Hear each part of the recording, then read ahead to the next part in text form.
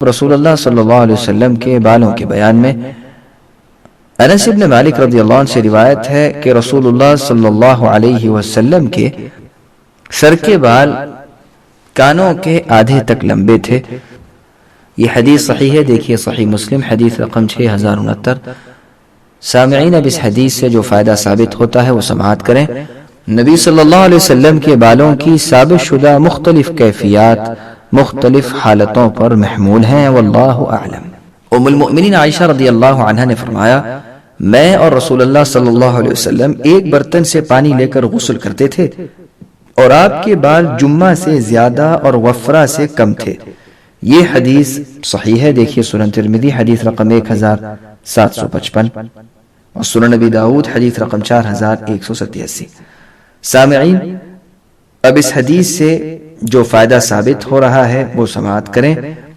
کندھوں تک پہنچے ہوئے سر کے بالوں یعنی زلف کو عربی زبان میں جمعہ کہتے ہیں، اور جمعہ سے کم کانوں کی لو سے ذرا نیچے بالوں کو وفرہ کہتے ہیں۔ برا بن عازب رضی اللہ عنہ سے روایت ہے کہ رسول اللہ صلی اللہ علیہ وسلم درمیانے قد والے تھے، آپ کے دونوں کندھوں کے درمیان فاصلہ تھا، یعنی آپ کے کندھے چوڑے تھے اور آپ کے سر کے بال آپ کے کانوں کی لو کو چھوتے تھے۔ یہ حدیث صحیح ہے، دیکھیے صحیح بخاری حدیث رقم 3551 اور صحیح مسلم حدیث رقم 2337۔ قتادہ تابعی رحمہ اللہ سے روایت ہے، فرماتے ہیں کہ میں نے انس بن مالک رضی اللہ عنہ سے کہا، رسول اللہ صلی اللہ علیہ وسلم کے بال کیسے تھے؟ انہوں نے فرمایا، آپ کے بال نہ تو بہت زیادہ گھنگرالے تھے اور نہ بہت سیدھے اکڑے ہوئے تھے، آپ کے بال کانوں کی لو تک پہنچتے تھے۔ یہ حدیث صحیح ہے، دیکھیے صحیح بخاری حدیث رقم 5905۔ انس بن مالک رضی اللہ عنہ سے روایت ہے کہ رسول اللہ صلی اللہ علیہ وسلم کے سر کے بال کانوں کے نصف تک تھے۔ یہ حدیث صحیح ہے، دیکھیے سنن نبی داؤد حدیث رقم 4185۔ ابن عباس رضی اللہ عنہما سے روایت ہے کہ رسول اللہ صلی اللہ علیہ وسلم اپنے بالوں کو پیشانی پر لٹکایا کرتے تھے اور مشرکین اپنے بالوں میں مانگ نکالتے تھے۔ اہل کتاب یہود و نصارہ اپنے بال لٹکاتے اور جس مسئلے میں کوئی خاص حکم موجود نہ ہوتا تو رسول اللہ اہل کتاب کی موافقت پسند فرماتے تھے، پھر رسول اللہ صلی اللہ علیہ وسلم نے بعد میں مانگ نکالنی شروع کر دی۔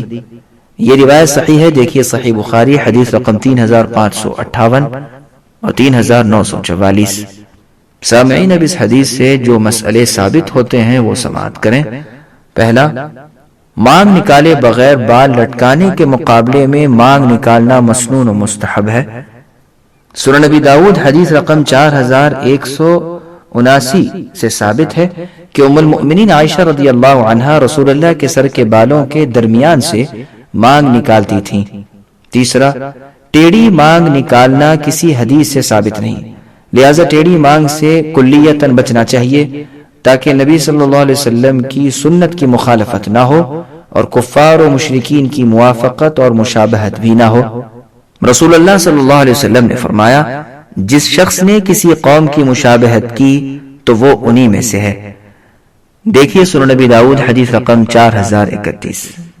سبسکرائب کیجئے ہمارے چینل اور دبائیے بیل کا آئیکن تاکہ آپ کو ریگولر نوٹیفیکیشن اپڈیٹس مل سکے۔